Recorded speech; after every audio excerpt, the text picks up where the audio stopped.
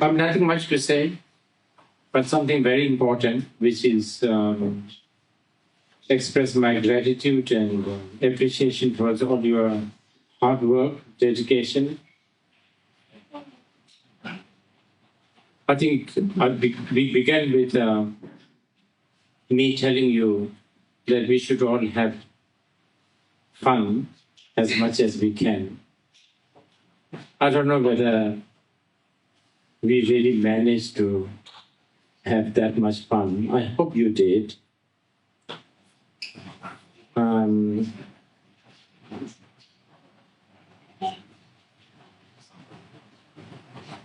As you know, this is not my profession. Of course you know that. I have another job. Also, to be honest, this is also not really my life aim, so to speak. I have no aim to make lots and lots of films. I don't consider myself as a filmmaker. I see film as a medium, quite a powerful medium. But maybe even that is waning. I'm not talking about me, I'm talking about the world. Now I think there are many different mediums. A lot of young people will use different kinds of medium. So sometimes I feel that films, I mean, even within the film, as many of you know, episodic Netflix seasonal stuff is what it's in the, what do you call it, fashion. Not probably, and then also there's other, like Instagram. I don't even know. There must be so many others. I only know like Instagram, TikTok, few things like this. There must be zillions. And that's how the young people communicate. So,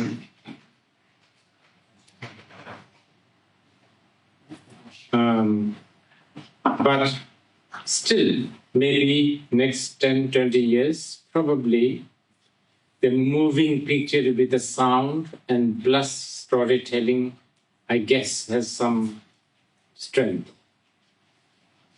Of course, it's evolving. So, because I've been raised to supposedly teach others, supposedly to be an example for others, teaching is, in a way, teaching is basically not only, obviously, not only it is a communication, it's something to do with the communication. Teaching is basically a storytelling, right? It is totally storytelling. It is actually quite interesting.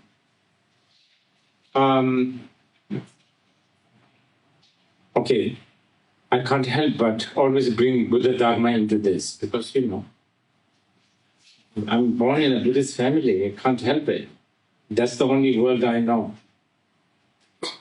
But anyway, it would be interesting for you to know this.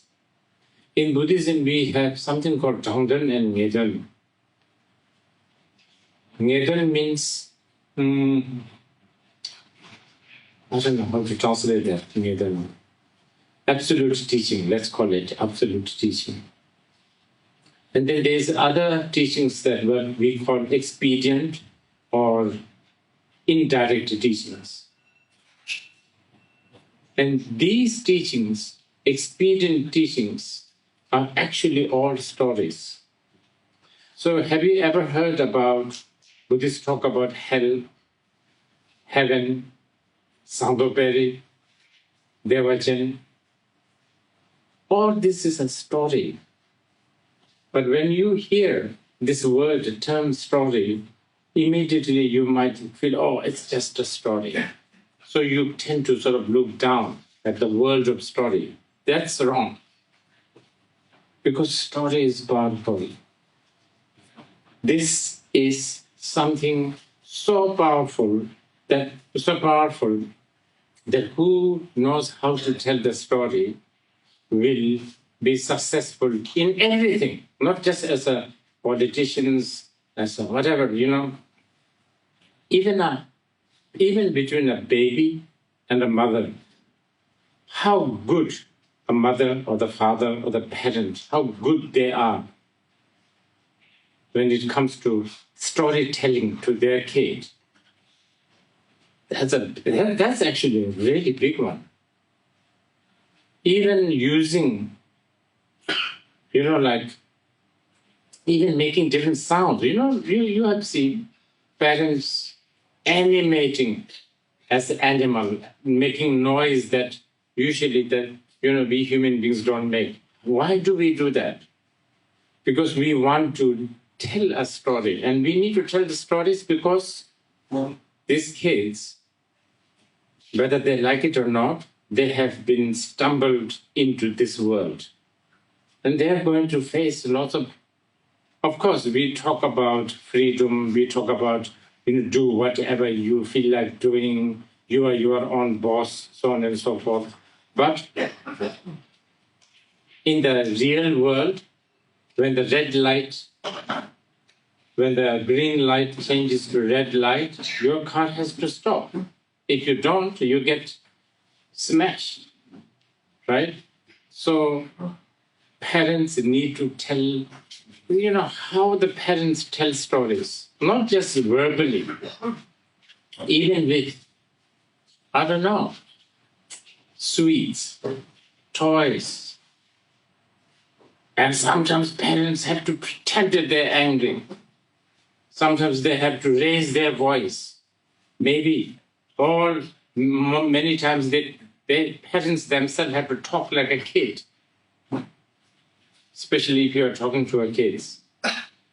That is a storytelling. Just like that in Buddhism, when Buddhism this is something important to tell you. Buddhism is so much about what we call tatha, meaning that which is the truth. The truth. Really, Buddhism is about the truth.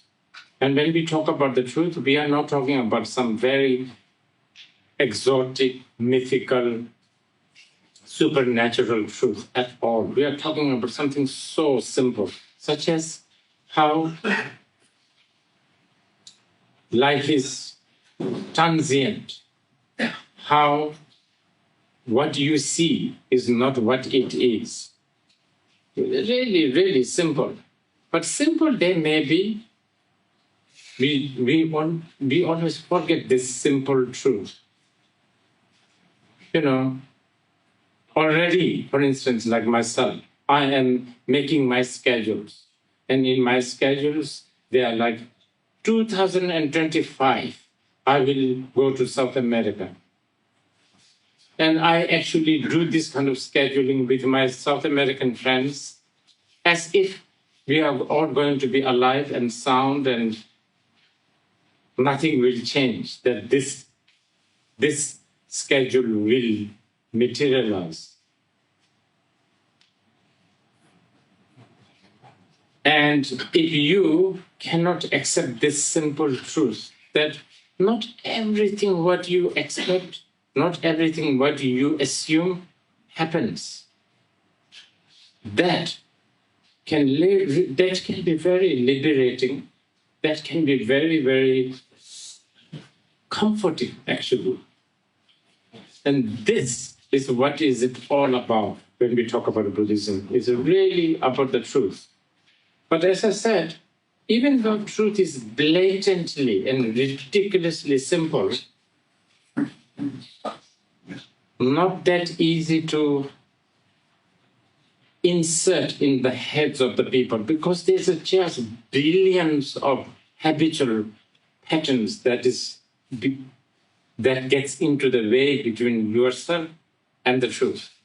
So this is why Buddha himself if you open a sutra, it's all stories.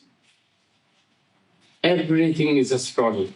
But these stories these stories are driven by a motivation to awaken others, awaken oneself. And probably this is something quite valuable. Okay? So, anyway, again, I'm going everywhere. What I'm saying is, I'm not a filmmaker. I mean, I do make film, but that doesn't mean that my profession or even passion is not really, that strong.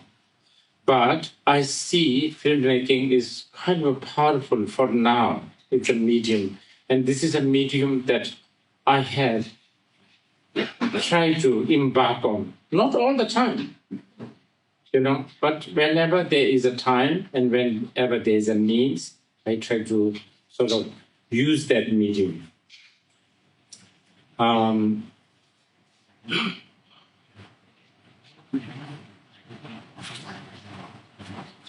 probably, I hope, I have aspiration that I might do film more. I don't see myself making lots and lots, but I have the aspiration to make few more film, because there are some stories that I want to tell, at least to my friends, if not larger audience. But here, there are some people here. Some of you are very young, and your life is just beginning. And many of you, this is what I said to Dzongsar when we recruit here this time. I told Dzongsar that most important criteria is that the artist, whoever wants to be involved here, they should really love this journey. And you do. This is why you are here. And I hope that you will not give up this, because you have talent, you have the motivation, and yes, I'm sure you will go through a lot of bumpy road. You will sometimes face the wall, but all these bumpy roads, all this wall are good for you, because these bumpy roads can be very,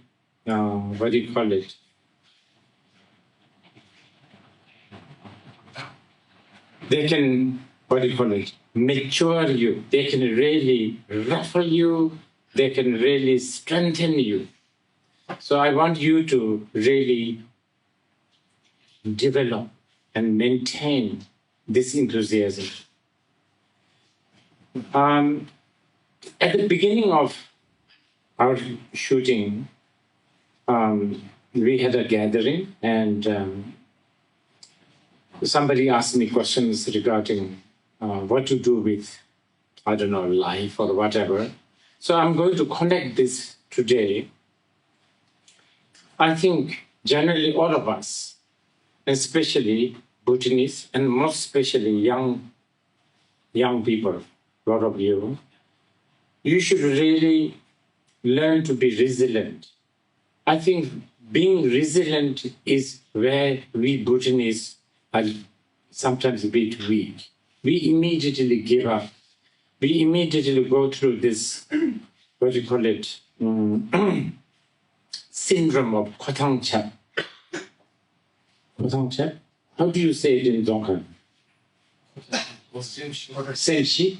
Khotachi. And this syndrome is something that you should really watch out.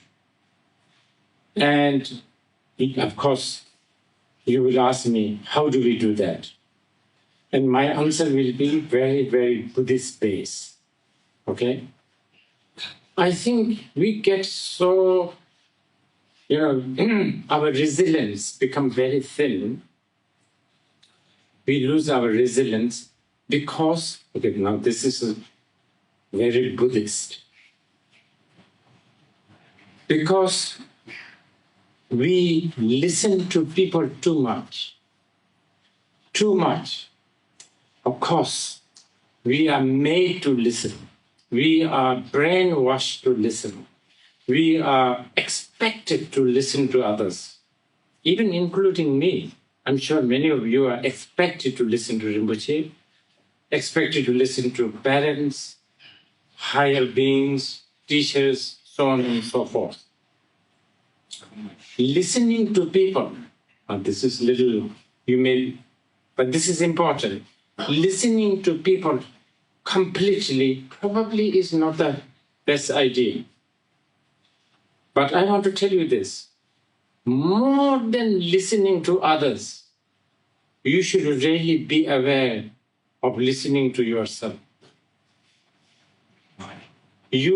Because everything what you hear from yourself, about yourself, are all cooked, marinated, colored, contaminated by some opinions. Either it's coming from books, education, parents, society, so on and so forth. But what I'm telling you, this task is not that easy to do, Because especially we live in a society where we really at least need to pretend that you are listening. So this kind of method that I'm sharing, not easy to implement in our day-to-day life. But you really should try this. I have tried this because, I've had Buddhist training. I have suggested other people try this, and they have tried this, and it really makes a difference. So let me repeat, not to listen to anyone, but more than anyone else, not to listen to yourself. What does that mean now? What does that mean? So this is, and here, let me try to, articulate this. Of course, if you have time, by all means, retreat yourself. Let's say if you are staying in Thimphu, go to Pajoding. Instead of staying in Mutitang or, Clock Tower, right? Go to Pajoding or you understand? Because the chances of you not listening to others and not listening to yourself is much higher. I'm going to go from the easiest, okay? So then not listen, then don't, I know you should, of course, by all means, you are young and yes, please have all the good time that is available. Stay late. I think maybe drinking too much is not so good for your health, but I know, you guys will do it. I mean, it's, as I was telling some people today, I see people, sometimes, even in the set, one thing I have to do is I'm always trying to be careful not to bump into somebody who is smoking. Because it's more for him, like he or she was like this. And I feel really bad. I don't want them to think like that. I don't want them to feel like that. So I'm always first pretending I'm watching the sky or something, see who is not, whether they are smoking or not. And then I go. You understand what I mean? Because I don't want them to feel like this, because it feels not good. I want them to do whatever. But by all means, you should really have as much fun as possible. But when you have fun, especially with people, there you have people who have mouth, and you go with 2 ears. Then you begin to listen. So yes, tonight you may be having a good party, dance, music, all that. But somebody's talking and you keep on listening. Even if you don't listen consciously, you end up listening unconsciously. And then, somebody says, oh, you don't have a good nose job, or you are, I don't know, all kinds of references, all kinds of, values. It doesn't matter whether it's about money, looks, fashion, food, job, the size of the television. I don't know, all these things. So this will destroy your resilience. So by all means, as I said, yes, Saturday, please. Friday night, start already, go to the party. Saturday, yes, whole day, whole night, probably. Sunday, maybe night you should not, because you have to go to, jobs or whatever, Monday. And then, Monday, again, go and do, like archery, whatever, all of this. But once a week, try to retreat yourself from people, because it does give you a chance to not to listen to others, and therefore you also don't listen to yourself. What I want you to achieve is this state of nakedness. Then when you become good at that, yes, please try this also. Stay away from phone, stay away from social media. I'm not saying all life, please. I know, by all means, some of you are creator of the content, right? But once a week, twice a week, deliberately stay away from all form of communication. Okay? So therefore, you are not listening. Less you listen, less you refer. Less you refer, less you compare. Less you compare, less you compete. Less you compete, you are very, content, and you are joyful, right? Now, the highest way to not to listen to others and not to listen to oneself, of course, if you can do shamatha vipassana, which is something that you should really bug the Welsh monk here, with those who have time. But since you are sitting here, let me share you this. I'm talking about something as simple as, so here I am, I'm looking at this pinkish light, this letters, Zarathustra. I'm looking at this, and you should just acknowledge that. Don't go beyond that. Who is Zarathustra? Is it a title of a book written by Nietzsche? There's that kind of, or the moment you tell a story. For instance, I'm looking at, I'm looking at this. Oh, that's quite a good contrast photo. See, then I'm telling things. This is a good photo, bad photo, orange light. So this is actually the highest way. When you experience something, let's say even your sadness, let's say today you are sad, or tomorrow you are happy. Please try to learn this technique of just observing, just acknowledging, just being aware, but not making any kind of a commentary around that. Why? How? This is actually the highest way to not to listen to others and versa. It's actually the most important. But I know it's very, very difficult for a lot. Actually, it's not difficult in the sense of you needing to do lots of mantras or doing prostrations or climbing mountains or sacrificing. Nothing. It doesn't involve with any of that. But the difficulty here is it's too non-special. Because we are all sucker of special. Everything has to be special. Everything has to be interesting. Everything has to have a history. Everything has to have a purpose. I was talking to Miham, about regarding the purpose.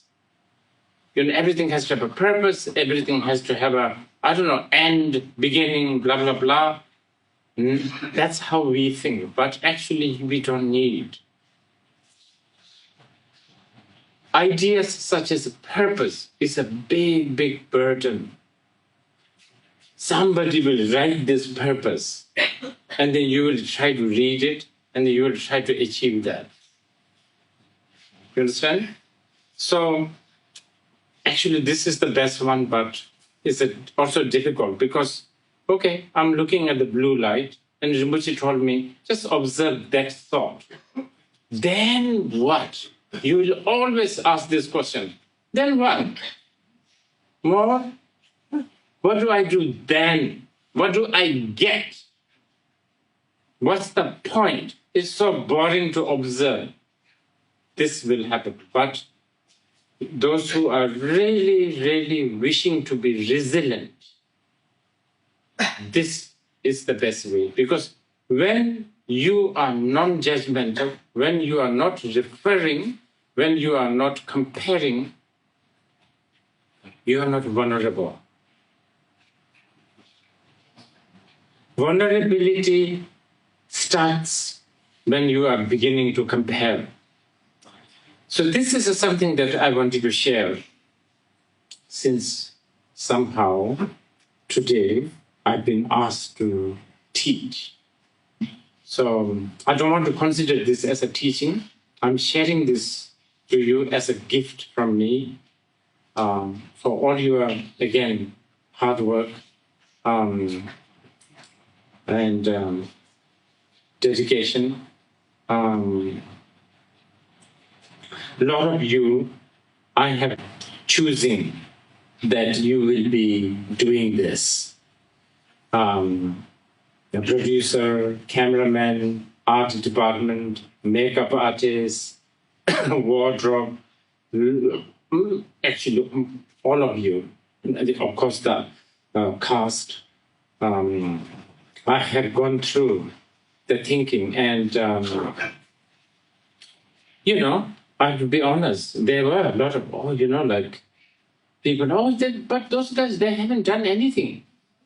They're like unexperienced. They have done, and that's exactly what I wanted. I wanted fresh.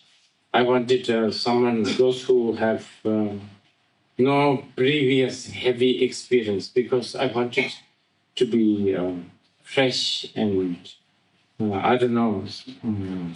naive, innocent, all of that. And I'm really, really happy that we managed to do this. We did it our way. And I will tell you this. As you can tell in my story, this is not a commercial film. Nobody's be interested in somebody dead and still trying to deliver Viagra and the pregnancy tests. Not many people are going to be interested. This is not a commercial film. I have no commercial, aim. Really, primarily, the profit, if you like, aim, if you like, is being able to do it together with you guys. This is already an achievement for me. So thank you. And is it dinner time now? I think we should eat, right? Yeah. People must be so tired. And yeah, well, I have a duty call, My job is knocking me.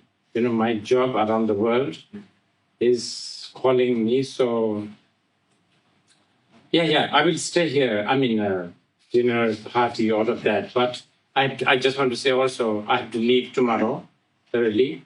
So this is also, one thing I want to say, actually,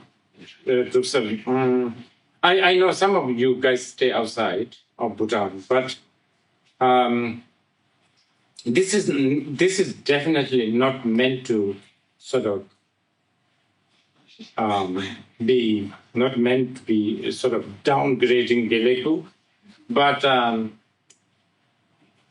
I don't want to consider this as the final rap party. Is it okay? When around the spring, when I come to Thimphu, we will have the rap party there again, the second part.